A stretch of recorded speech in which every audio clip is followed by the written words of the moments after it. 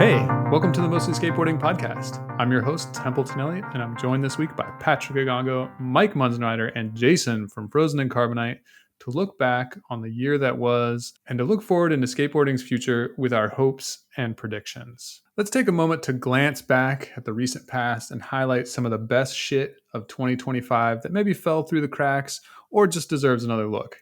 Jason, what happened in skateboarding this year that you're still thinking about? Dude, so much has happened from January till now. I was just looking through the slap board. Shout out to slap board, specifically the photos video board. It definitely provided me with some help prepping for this podcast. But this might be recency bias, but one of the things that stands out is Antonio Durao becoming like elite, like one of the elite upper echelon street skaters. Like we knew he was good. Like we knew he was super fucking good, but yeah, it's like this year he decided to show us that he's good. Yeah, he kind of like went all out and kind of like fulfilled his full potential. He talked about that. He said that he stopped drinking, started taking mushrooms, and stopped just staying at home and tinkering on his BMWs. Yeah. What do you think's most important out of those? Leaving the house? Yeah, probably. Leaving the house is you got to leave the house to be a pro skater. Stopping drinking, probably in realistic terms. I think it's a confluence. I think it's all of those things together unlocked something in his dome piece. Yeah, it was a hell of a year for Antonio Durao. Mike, I think that phrase is trademarked, but let's move on. Hey, maybe I'll bleep it out. Anyway, Mike, what's the standout for you this year? Oh, geez. It would be hard not to say Durao and just, the incredible entertainment that he provided all year long. I think if anything stands out to me, it's that kind of progression is back because you had a lot of skaters like Aimu. I don't have his last name in front of me, but the primitive kid from Japan who's just killing it. I got a instant message, direct message too is another way to say it, which is more current. Aimu, not Amu. Got corrected on that. So his just skating and like incredible finesse, pop, the rest of it stood out as like, progression is back, and progression takes a lot of different forms.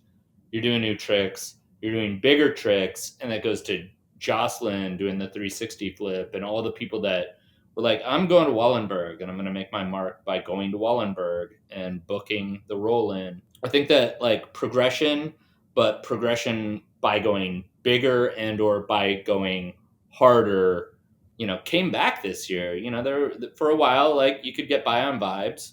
That was cool. But I think progression is going to be a thing. Xander Mitchell, after the Sodi whistle blew, came out with the part for Jacuzzi this week. Maybe just today when we're recording on Thursday. And it was, high-tech lead shit. What stands out to you, Patrick? I will give a heavy plus to progression. Also, I'll say this. I think we had talked about last year, and I'd said this in last week's episode. We kind of jokingly said, I guess Hucking is back because of the Zero video that came out summer of 2024. Well, Hucking is back for real. I knew Zion had been hurt, so his part in Real's Oval plus his solo part that came out last week were firm indicators that is where skating is going. Vincent Melou, I think the will hear, won't he about his dalliance with the Crail Tap, about whether or not he was going to get on girl. He was skating girl boards, him winning SLS in Paris with the Roland Garros style course. That was really fun to watch. That was really, really fun to watch. Like that's a guy who really deserves everything. It felt like it was Vincent Melou's year. It was like he leveled up, kind of in all fronts. So good on him. He even kind of won me over. And the other prompt that, the other question you asked, like, what was the thing that surprised you? I came into 2025 with deep pessimism about the skateboard industry, skate culture, and a lot of the peripheral industries that are around it. And I'm somewhat surprised. Things have been bad in a lot of other aspects of life, but a lot of skate companies have held on. A lot of people have tightened their belts. A lot of nonprofits have been doing the best that they can to hold up and figure out how to weather the storm. And I think that type of resilience gives me just like a sliver of hope. it means that number one, skating still matters, and number two, that people are willing to do what it takes to keep the lights on, as hard as that is. Yo, let me jump in here and just it leapt to mind where, speaking of the late great Kevin Wilkins of Transworld and then the Skateboard Mag, who passed away this year, like I talked to him for a Quarter Snacks article about new magazines and everything, and his whole thing was like, skateboarding's always going to change, it's always going to morph, you can never predict what it's going to do, it's always going to surprise you, and it's always going to, like, maybe I'm giving a little bit more optimism to it, but it's like it's always going to come out on top. That's what he was saying.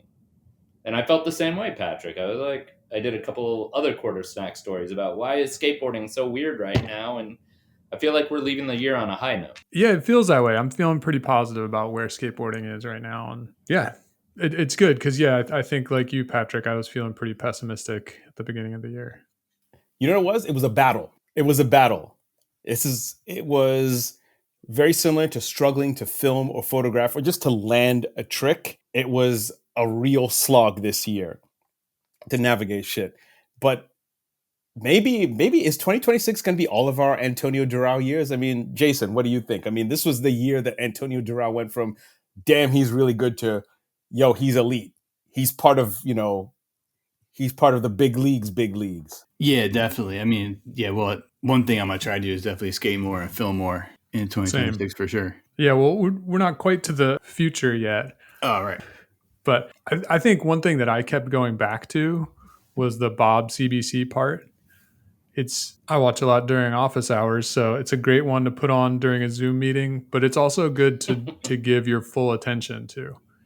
Like there's lots of stuff to take in, with the, 23-minute video of one guy at one spot. It's worth revisiting over and over again. Have you guys gone back to it? I haven't gone back at all, even though I think on one episode I was like, what the fuck is this? Next one, literally a week later, whenever it came out. So go back and find those. I was like, okay, yeah, I was wrong. It's something. Maybe I even turned around in the same episode. But yeah, that was a really cool part. And I think that, yeah, stewing in it and letting yourself take it in a lot slower, maybe, and rewatching it like Temple was doing. Templeton. Good grief. That's the first time I've ever called you Temple. Yeah. Like Temple was doing, you got to just like take it in and maybe, shirk work for a little bit and just watch, Bob just miss tricks, but then he makes them and it's a madness. And how can you be that good to be that mad?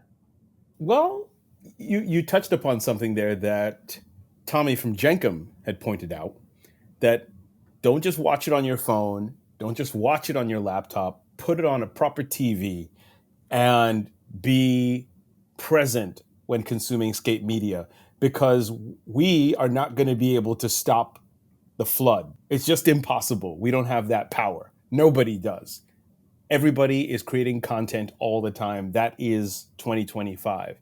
But being deliberate, giving things repeated viewings, because I read a great piece of music criticism recently where somebody said, how can people dismiss brand new releases as classic or trash? Those are like one of the advantages about growing up in the CD and prior to that, the LP, the record era, was that you bought an album. It didn't matter how bad it was. You played it to death.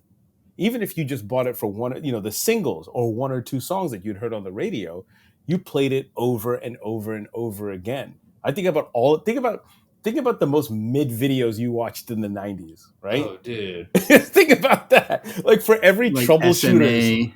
Yeah. Right. Like I've watched the Union video like 3,000 times or something. Oh, dude, exactly. Like, there were good Thrasher videos and there were some bad Thrasher videos. Like actually those videos on VHS were underrated, like Thrasher 911. Donut Duty. Others, but no Donut Duty slander. Dang, dude. Drehobel is a cop at Hubba. Amazing. But like going back to that, even if it was you watched whatever video you had. I remember amongst my friends in junior high school, there was a handful of videos in circulation. Secondhand Smoke, which, my goodness, we bootlegged the hell out of that. Video. Best of 411 Volume 2. Video. And then think about it as the prequel to it's the Transworld video before Uno, The Dreams of Children. I never saw Dreams of Children. What? I don't think I did either. I think. Are you I think serious? Missed it. Deerdick had a part in it, maybe. Yeah, Deerdick had a part of Switch Tail Slide Deerdick. Hubba. It was when I was able to watch that video, I think it was freshman or sophomore year of high school, and know every single person because there are no credits in it. There's no on-screen credits. It's not until Damn, the end. dude, Strobeck went back in time. That fucking dude. But no, I knew every single person in that video just based off of style, and then also memorizing the credits at the end because it's listed chronologically everybody's appearance. Only the people with dude. their solo parts. Everybody who I debate about name credits in videos now is going to just cite Patrick Kigongo, episode 57, 2025, mostly skateboarding. Dude, you got to stop, but continue. No, but but whereas now a lot of really good stuff does fall through the cracks because, for the pod, we do it for journalistic purposes. We watch it, we analyze it, and then we move on because we've got lives, we've got responsibilities and bills and shit, and also because you got to work on We got to watch the next video. Exactly. As opposed to, well, a great video could come out, you could be at the premiere, have a great time, and then you forget about it 2 weeks later. Not even. I mean, a week. What were we watching twice this year, or 3 times, or heaven forbid 4 times? Did anything end up in our notes? Jason or Templeton? Probably. Let me look at my videos that I noted. The Nikolai Piombo Venture part was super good. The Palace video that came out, more highly defined, that was really dope. Jameer had a really dope part in that. Some of the parts from the girl vid, I think, like Griffin Gass's part. That Griffin Gas part is an insane vibe, and I'm going to watch it after we get off this podcast. Yeah, and Rowan Davis, I think he had, for me, was trick of the year, that big spin over that barrel, if you remember that from his part. I do. See, that's what I'm talking about. Whereas if this had been any other time prior to broadband, prior to social media, I mean, can you imagine a video like Welcome to Hell coming out and nobody thinking twice about it? That was the video of the summer of '96. Same thing for Trilogy. I mean, I'm gonna pick a bone that I have to pick later, but what about Safa Leong's fucking politics? He said one thing weird on Twitter one time. We're so beyond the point of skateboard fandom. This has to do with Sodi, and hopefully, save it. my gravel mouth can be translated into video podcast, and Safa has no problems that we know of or that we're aware of. I was just using him as an example from Welcome to Hell. He's a chill dude, but as my friend Allison Roman put it, we all know way too much about each other, and we all know way too many people. It's true. Yeah, I like knowing a lot of people. I want to know less about the people I don't know. That's fair. True. Jason. Yeah, real quick, just going back to the flood thing, that concept. I think there was a pretty good balance this year between the full length vids and the shorter vids or Instagram, whatever. Like a whole bunch of tentpole companies came out with full lengths, like Real Girl, Palace. Not sure if you want to consider Palace a tentpole company, but whatever. Like Sci-Fi, Asics had that video with the whole narrative thing going on. So yeah, Huff I mean, video. Which one? Huff box truck. Yes. Oh yeah, the Huff video for sure. Mm-hmm. I don't know if people are saying full length videos are dead, blah, blah, anymore. But I mean, we've been saying that. The bloggers had been saying that since 2016. Oh, 2015. fuck, dude! Before that, I mean, let's go. We're all gonna meet up for the first time. What's the geographic center of America? Kansas somewhere. We'll throw, not the, this is not whatever the H Street video that's called, not the next H Street video. I'm saying it wrong. I think that's right. Shit. Yeah. We're going to dig a hole. We're going to throw that into it. I thought it was not the new. Yeah, it's not the new H Street video. Yeah, not the new H Street video. Come on. So everybody bring your shovel to Kansas, and we're going to just put some dirt on the video and put that whole thing to rest because, full lengths aren't dead. Yeah, alive they and would well. be. If full lengths were dead, then why was everybody so hyped when a team would go on tour and do a demo and then show the video either on the side of a wall or they'd rent out a theater? That I mean, was dope. I would say Checked on that's that this year. that's something that came back this year is hitting the road. Going out there and pressing the flesh, meeting people in real life. I think that brands and teams are finally realizing that they can only juice the internet so far. They got to get out there and be in the real world to sell boards. Henry Rollins put it best: get in the van. Get in the van for sure. I mean, look at Tomieto. Look at Foundation and Toy Machine. They've been doing it for ages. That's how their boards are still nonstop. They never stopped. That's why their boards are always on the wall, man. And it does, Jason, I think you had brought this up some time ago, just talking about, it was like a couple years back when I think the girl team came to Richmond. Oh, yeah. And how meaningful that was. It was, dude. Listen, for a kid, especially in Richmond, no one comes here, no bands come here, no skate teams come here. If a team comes to Richmond and skates and you get to skate with them and shit, you're a loyal, fan for life pretty much. And that's something you'll remember forever probably. Yeah, I think we probably all have those memories of real life interactions with pro skaters and seeing people who are really that good in person. So it doesn't matter. It makes an impact. It doesn't matter what age you are either. It can be one thing if you're a kid, but to be a grown adult and to see either one of your childhood heroes or to see somebody who is taking skateboarding into the future, it's at once humbling, and it also reminds you that you're still in touch with your inner child, whatever. Sorry to be an armchair, psychiatrist here, but there's something really cool about the fact that, somebody asked me recently, it was at a friend's holiday party last weekend. They asked me, what did you want to be when you were 15? I said, I don't know. At the time I was just focused on skateboarding and playing guitar, and I'm still doing both. So I guess that younger version of me won. Yeah, the younger version of me won. I think you can direct message someone on Instagram. You can comment on their post and with the fire emoji. Oh yeah, 3 of them. 3. If you want to be not 2, not 4, just 3. If you want to be direct 3 fire emoji. We haven't, we've never figured out how to say that. I digress. Dude, you can interact with pros on the internet, and that's really cool. But then you can also, if they come to your town, do a demo and just say, hey, appreciate your work. And they say, hey, thank you. Totally different game. And that's been lost. And it's good that, I agree too. People started hitting the road, and here we are. We feel like we're in a better place. Yeah, absolutely. And you know what? What's really just the most wonderful thing? There's a lot of really nice people in skateboarding. Everybody's nice. Here's my thing. Most people are nice. I have had the experience of being I don't know about such and such, so and so. They seem dodgy. You meet, you interact with them, you just cross paths. I'm going to say 98% of everybody is pretty damn cool and are people like you and I. They're getting by. There's levels of fame that can affect how people act. Most everybody in skateboarding is pretty cool. Yeah, we all love this shit.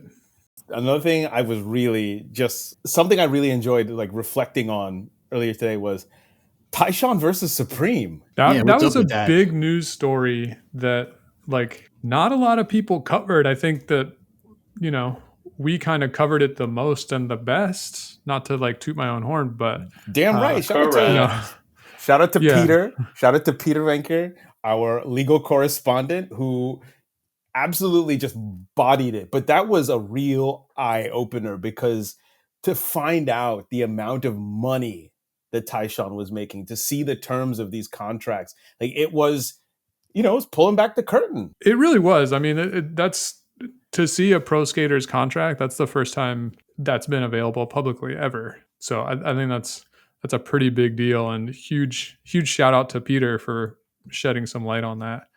So I texted him to get his prediction on the Tyshawn versus Supreme situation. And he says, let's see here. Okay.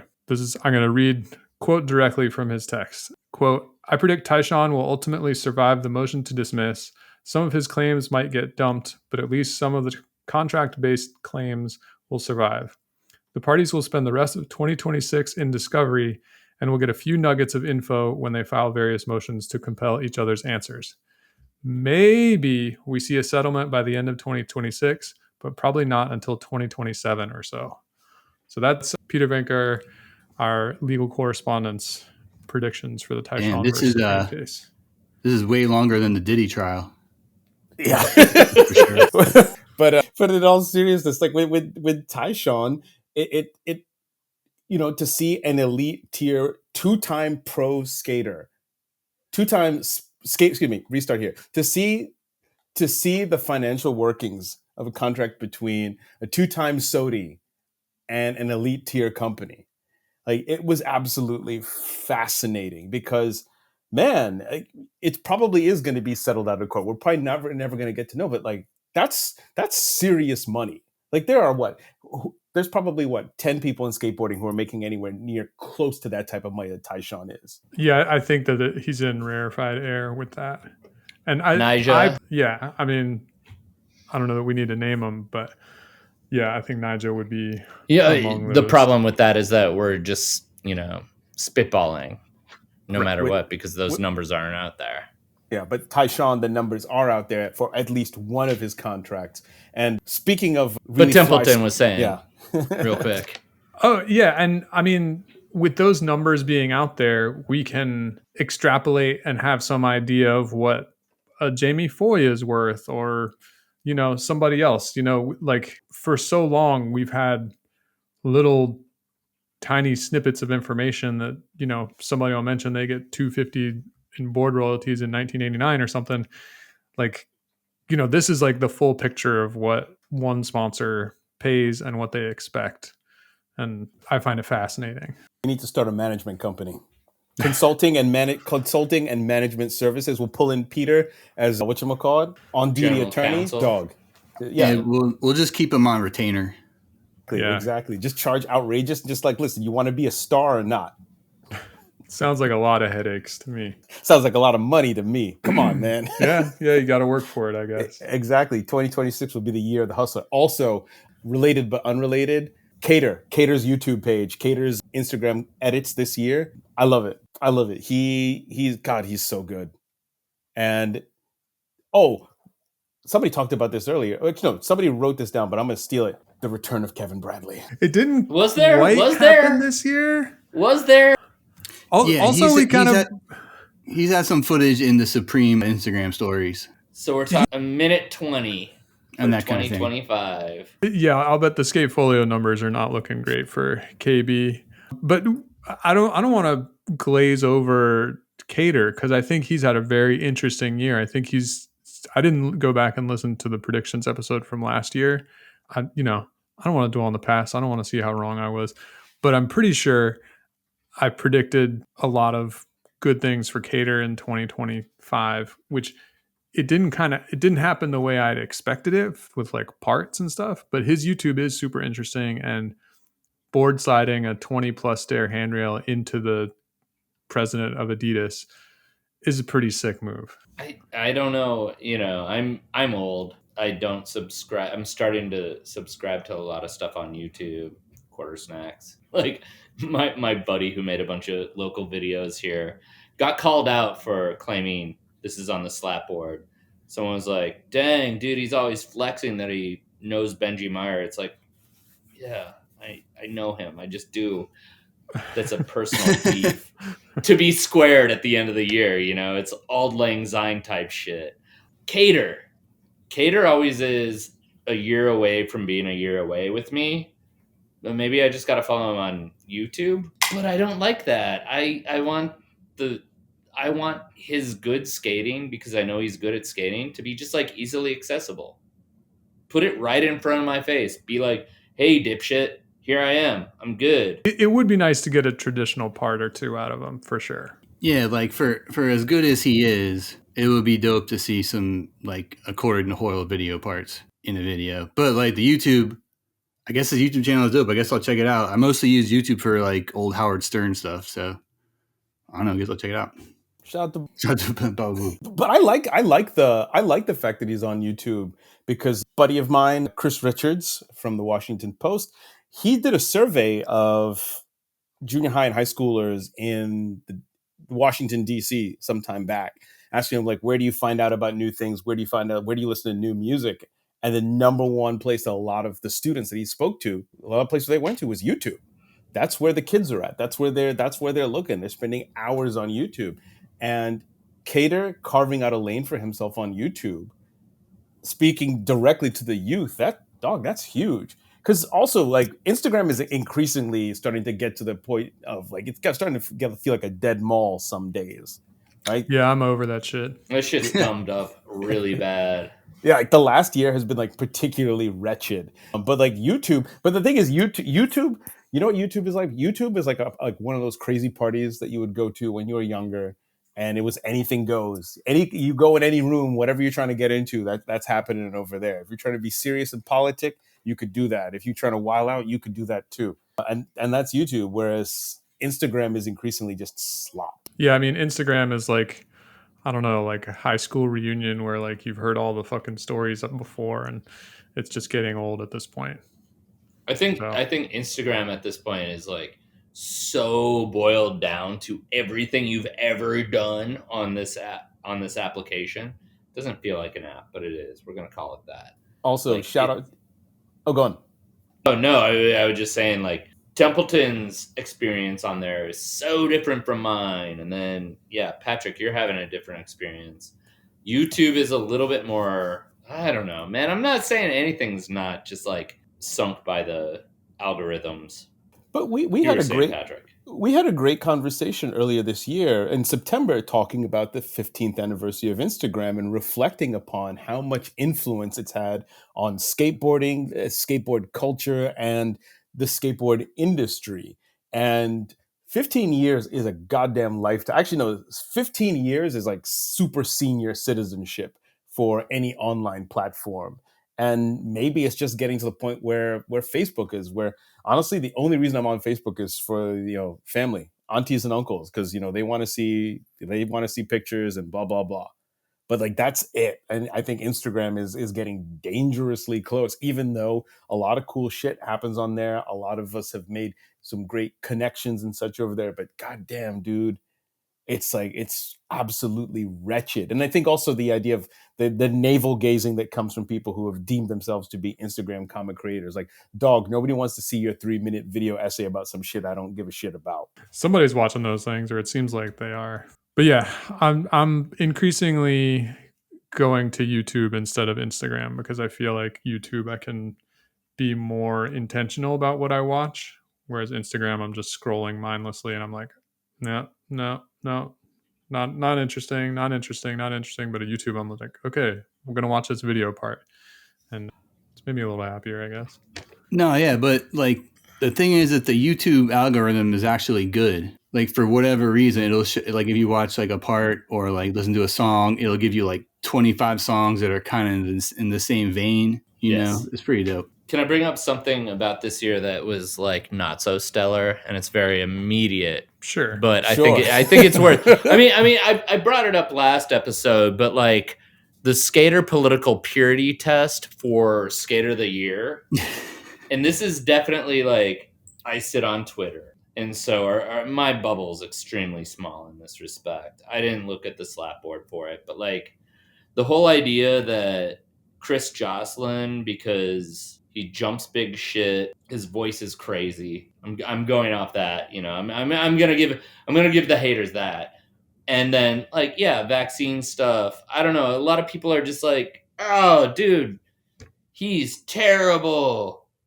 I don't know. There were a lot of like jokes about, the SOTY reflects the political climate of the nation right now, but it's so tired. Seriously? Dude, I saw this. Who said this? I saw this dumb shit on Twitter. And granted, the skate Twitter community is extremely small, even if we're going to call that community. But, a lot of people were, and I didn't watch the video, and I wish I did now. I was super busy. We're trying to get out of town. It's the holiday seasons. But did Tony Hawk like give his Skater of the Year trophy to Tom Shar in some sort of, Instagram video gesture? Did anybody else see that? I heard didn't a see saw that on that. Twitter, I did. but I didn't see the video. Wait, did he actually give him the trophy? Or said he was going to.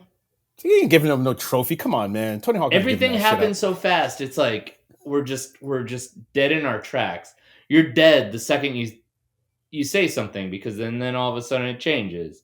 Tony Hawk takes this trophy back from Tom Shar. All I'm trying to get to is that, like, on Twitter and within, a narrow band of skating, and I bet it slipped into the slap board too. Like, the Skater of the Year thing got weird this year, and I'm really gonna like it when it doesn't do it next year, because I'm just like throwing up like praise hands towards next year. It got pretty lame. People were mad. I mean, the only criteria for becoming SOTY is you got to do stuff to big up the mag. What have you done for the mag? What have you done for the Bible? And like, that's it. Like, that's like, you can project whatever you want on it. So to say that Skater of the Year is emblematic or representative of the socio-political or cultural climate is some wild shit. That was posted as a joke, but it was valent. Like, there was valence to the way people felt. Dog, like, we're really splitting hairs, but you know what I mean. I feel like SOTY is the most random ass award. It was much more like when Phelps was alive. It was just like, yeah, the editorial board was in there. I think it's probably much more democratic now, but back then it was like, whoever says it's supposed to be, and it's to imply that there's lowercase or uppercase P politics that's involved. I would say it's more lowercase. I'd say it's more industry politics. And again, like, what have you done? Like, what have you done for the mag? There are advertising budgets, and dude, that's called life. Are you kidding? It's like, welcome to a capitalist society.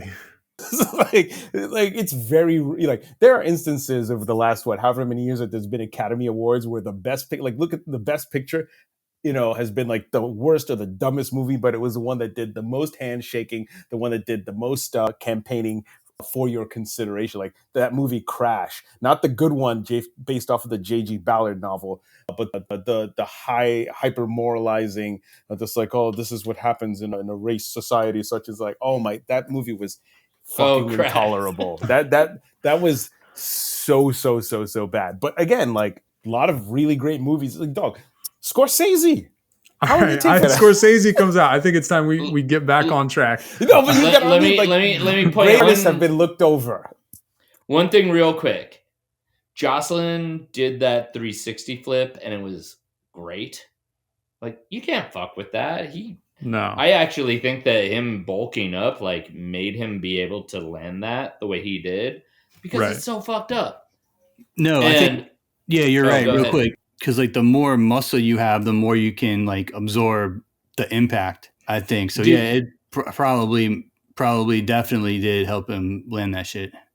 There was an insult vlogger who someone shared the clip where they pointed out that like the heels of his shoes hit the ground when he landed. I'm like, dude, I'm gonna send all you motherfuckers, stupid assholes, into the moon. One rocket, it's like 5 of these dickheads, but dude, just send them into the moon. I'd actually send it towards the sun. I'd tell them they're going to the moon, but then actually incinerate them. They're assholes. Dude, that trick was like, you can't do anything with that trick. That was the best trick of the year. Unfuckwithable. Unfuckwitable. It's a 2 T's, not a TH. 2 T's. My apologies. It was textbook. It was. You'd swear he was doing it down a 3-step. Yeah, that's what I said. I was like, looks like he did it down a 5-stair. But it's SOTY. Like here's the thing. Like we are, all 4 of us are at peace with the fact that none of us will ever win Skater of the Year. Everybody else that way, dog. Been that way. I mean, Mike, you are always my Skater of the Year. But like, realistic, like cover of Thrasher, like, come on, man. It is. But you know what? Like, it's that debate. And I think the reason why it feels so weird is because online people have a tendency to trend towards hyperbole and saying the most insane shit as a mic drop. Whereas when you're in the skate shop talking with a bunch of people, or you're at the spot talking about it, you can't be nearly as outrageous, because someone's going to pull your card, someone's going to call you out, right? Or they're just going to cut you off. But on the internet, nobody knows you're a dog. Exactly. All right, dogs. Let's look forward. Now that we got the past out of the way, Mike, what do you see in skateboarding's future starting in 2026? I think that progression is going to continue to pay off in terms of like the Wallenberg Roland is going to be booked out, for the long term. There were rumors, I think, that were widespread about Antonio Durao doing a switch 360 flip down the Wallenberg 4. I especially liked our friend Lucas Weisenthal was talking about, the real Sodi's going to go down the big Wallenberg gap and then turn around, nollie 180, nollie frontside 180 up the little curb, and then do a trick on the ledge. And maybe that's our new Sodi. All that is to say that progression's going to stay on the forefront. I don't think that vibes, relatability is going to be a thing. It's going to be, let's fucking push the boundaries of this stuff a little bit more. Yeah, no ride-on grinds made it into our 2025 recap, so that's where those are hard. They're hard and they're weird. fun, but not making it on the list. Are ride-on grinds even a thing anymore? I don't recall seeing any like recently. Nah, the online discourse killed him. The homie Brian from Barcelona, Thunder part and the HLS part. I don't know how to say his name. Yeah, Brian. It's forever in my mind as Brian. He had a couple good ones. Yeah, I get the feeling that, well, actually, I think it was all the chatter on Slap that kind of killed Ride on Grinds, and it probably filtered into skaters and then also to filmers to be like, yeah, feel free to do it, but I ain't filming it or I'm not taking a photo. Yeah, to your point about progression, though, Mike, I think, all right, if we're talking strictly skating, I think next year being the 30th anniversary of both Welcome to Hell and Trilogy, that skating is going to be the perfect fusion of those two videos next year. The 2026 is going to be dressing absolutely amazing. We're shedding the weird, like, I'm just going to throw a whole bunch of looks from different eras and different high school cliques that would never hang out together. It's going to be amazing fits, and it's going to be mind-blowing skating. I think people are going to go bigger. It's going to be more exciting, and I think that's how people are going to hype each other up. A great fit and a bigger rail, a bigger set of stairs, a bigger ledge. Sounds exciting. Jason, what are you seeing in the future? All right. Well, I pretty much say the same thing every year. This year, I'm going to make my prediction a little more realistic. Just going to say Kevin Bradley full street part is going to come out in 2026. Not Sodi run. Just looking for like a full street part, 3 to 4 minutes. A little Paris, a little Barcelona, a little Chicago, a little New York.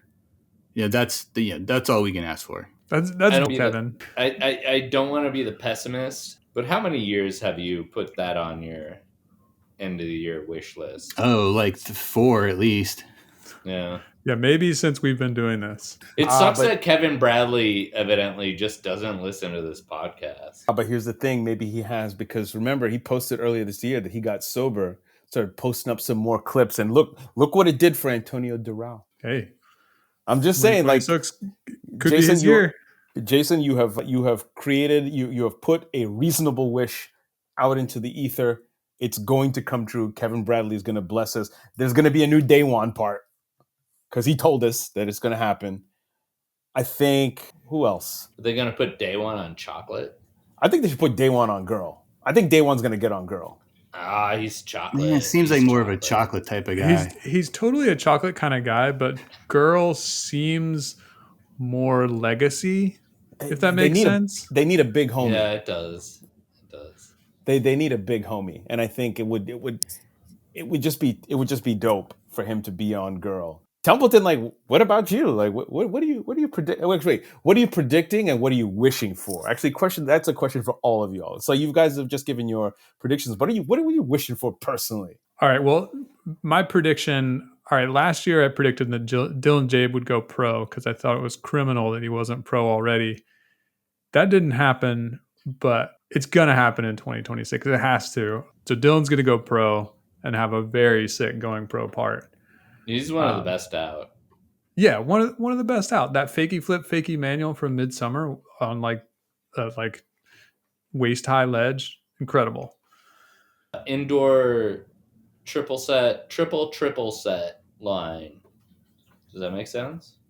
Yep. Triple double set, I think, actually, in midsummer. Is that Oh, what you're talking I about? saw I'm thinking of the IG clip, but he does 3 double sets in a row. That's the best way to say it. He's very good. Yeah, so he'll finally get the pro nod, get the gold board from Primitive. Well deserved. I think we're going to see T-Funk fully on Vans, and I hope we get another Sodi run out of T-Funk, one of my favorites. That would be dope. He's always entertaining.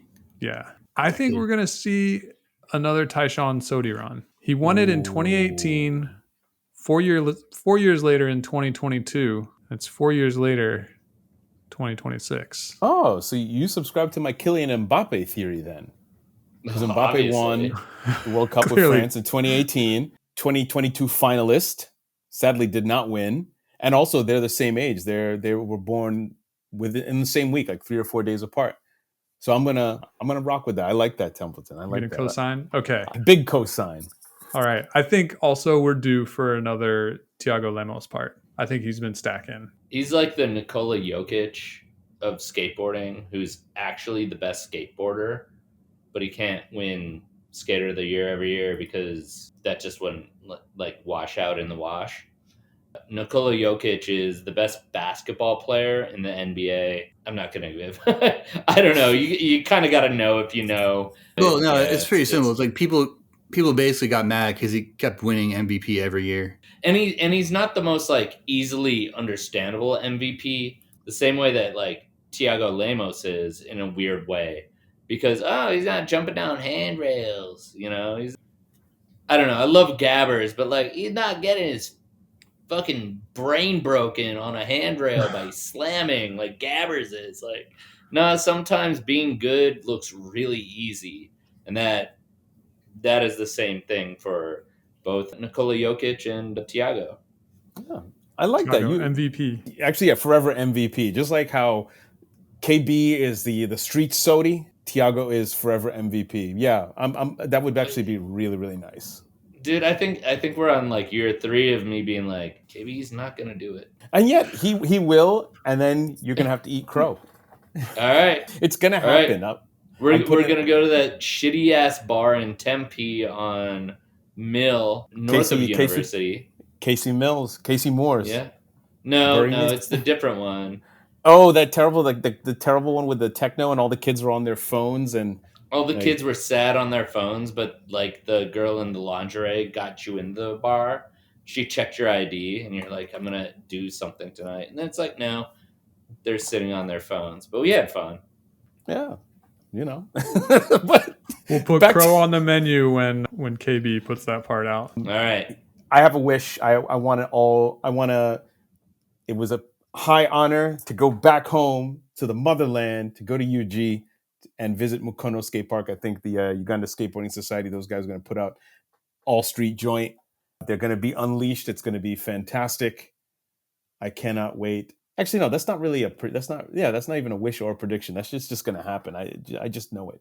I just know it.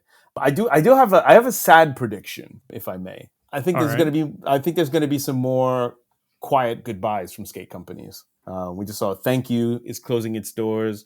I think that 2025 with tariffs and everything, and also just, the economic difficulties that everybody's going through is just making it harder. And I think we're gonna say goodbye to some companies that maybe we never bought their boards, and we probably should have bought some more of their shirts or their socks or whatever. But yeah, I think that there's gonna be some sad endings in 2026, as there is every year. But I think, given the difficulty of the last few years and the affordability crisis, it's going to be something that's far more noticeable. Well, I think churn is good. I think that some brands getting out of the way to make room for new brands is good. So that's how I'm going to look at that. I got a couple wishes too. First off, I wish for no more AI art and videos. I co-sign that. Just no. Just say no. Just no. Hopefully that was thing that people experimented with like one time, that kind of leave that in the rearview mirror. Also, for all the shoe nerds out there, I wish that Nike would bring back the Dunk Mid with the strap. One of the best skate shoes of all time. So who knows? Straps in 26. Yep. Okay, I've got some board sponsor hopes and dreams. Jason, I see you got a board sponsor hope and dream on your list. Mike and Patrick, do you guys have anybody you want to see finally get their due? You guys go first. This will jog my memory. Okay. I'll Okay. go first. Brandon Waringa needs a real board sponsor. Hopefully he'll get one in 2026. He used to be on Player skateboards, but they went out of business. So, I mean, look how good the kid is. Like, he's had 2 parts in the past month. I watched that Thunder part 3 times in a row. The kid's good, man. It's fucking good. Like, what can you say? Yeah. So, yeah, I mean, he definitely needs a actual board sponsor. Come on, y'all. For sure.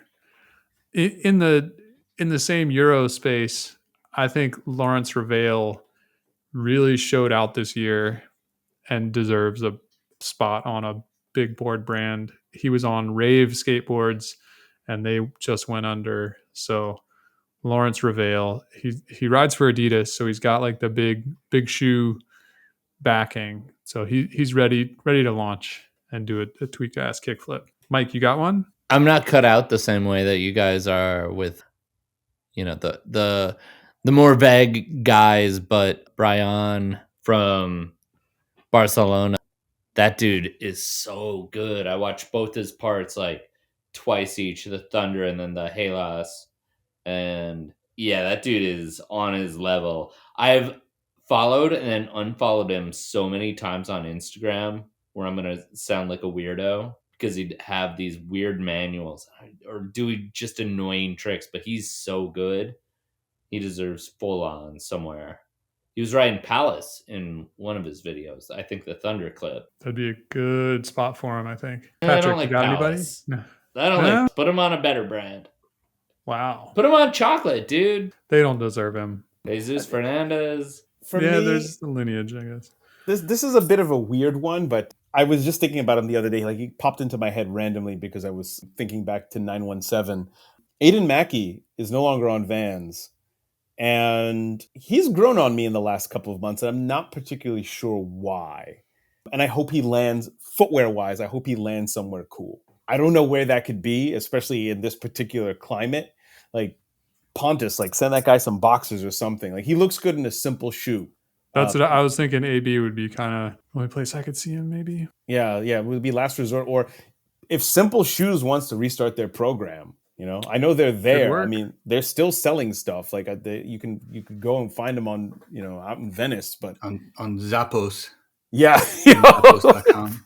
Shout out to Get East yourself Bay. some Simple Shoes. Zappos, the spiritual heir to the East Bay catalogs from back in the day. Yeah, I don't know what it is. I don't know what it is about him, but you know what? We all have those skaters where you're just like, I just think they've grown on me. Or if they, maybe you didn't pay attention to them and you realize like, oh wow, I actually really don't mind that person skating. But also, I still stand by my earlier prediction my prediction for this year. It's like there would be contraction in the industry. A lot of sponsors, a lot of people got cut from teams. A lot of teams shrank, in hard goods and soft goods. And that's probably going to continue to happen, which is unfortunate. But, not everybody can be full on a program. You might just have to live with a box.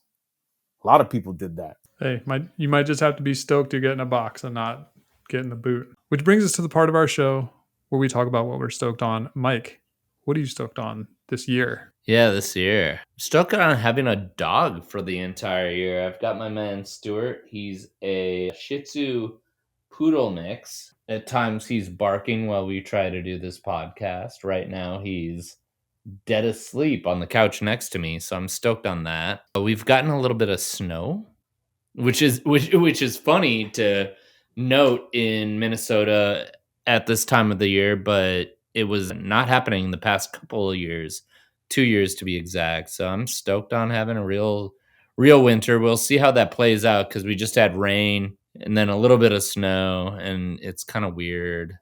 And, just to jump off the back end of that, stoked on sledding. Sledding is very good. If you ever get the chance to do that, especially with kids, go do it. And then I just have the one word written down. Brian. Hey, Jason, can you help me with the homie's name? Brian? Brian? I'm not pretty sure that's how you pronounce it. Not 100% sure. Yeah, Albareng. I'm so You bad just at got to this. hit it with a especially confident mumble. Brian Albareng. The Thunder part and the Halos part, great. That dude is like the perfect genre skater, and then he knows where he is and he knows how he wants to skate. So good. Not trying to step on anybody else's, toes when it comes to these Stoked on. Stoked is on. But Jason, what are you stoked on this year? Stoked on venture trucks in 2025 and 2026, probably 2027 too. Went down an internet rabbit hole, found some old California with the number 4 Skate Express catalogs from the 90s. If you're into old board graphics, those are pretty dope. We mentioned him earlier, but Xander Mitchell has a going pro part for Jacuzzi Unlimited called Scared and Confused. Some real like East Coast ledge tech there.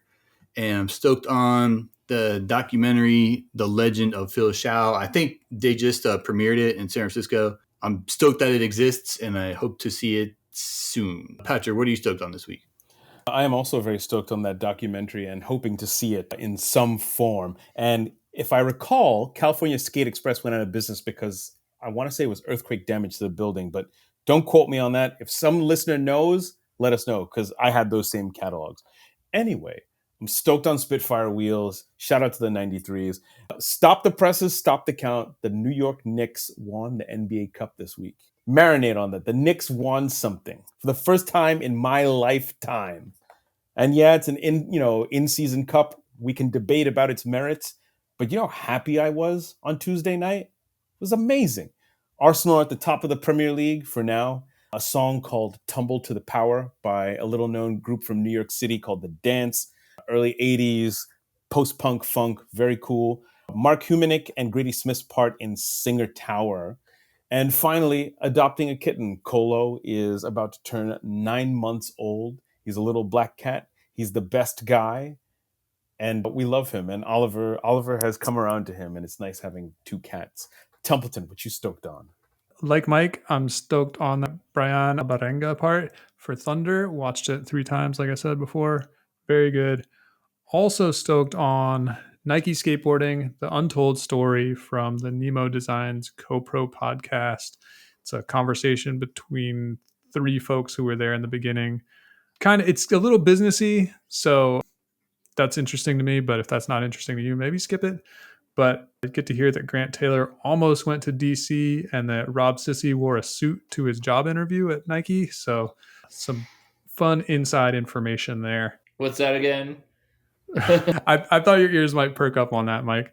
What did you want to know about? Just what the thing is. Oh, it's Nike Skateboarding, the untold story. It's from Nemo Designs Co-Pro podcast. It's on YouTube and, wherever you get your podcasts. Perfect. And it'll be linked in the show notes, of course. That's it for our show this week. Be sure to check out mostlyskateboarding.net for links to the things that we talked about and other show notes. Until next time, which will be in 2026. Next year, yeah, we're taking some time off, right? Yes, we are. So until next year, you can keep up with us all week online. Patrick, where can the people find you? You can find me on Threads under the handle @Kigongo. You can also find me on Instagram under the handle Kigongo. You can find me on Blue Sky under @Kigongo, and just generally lurking in cooler parts of the internet. Jason, where can the people find you on Bobby Digital's internet? On that Twitter @Carbonite1994, on the Instagram @Frozen Carbonite, and writing stuff for the website quartersnacks.com. Mike, where can the people find you? Under the handle @Munzenrider on Instagram, Twitter, and Blue Sky, if I ever check that. Templeton, where can the people find you on the internet? You can find me on Instagram @MostlySkateboarding, occasionally on Blue Sky @MostlySkate, and you can also find the show @MostlySkateboarding on YouTube. So give that a follow if that's how you like to consume your podcasts. What? We're on YouTube now? You've been videotaping us? I just put the audio up there. We'll see you guys next year. Later.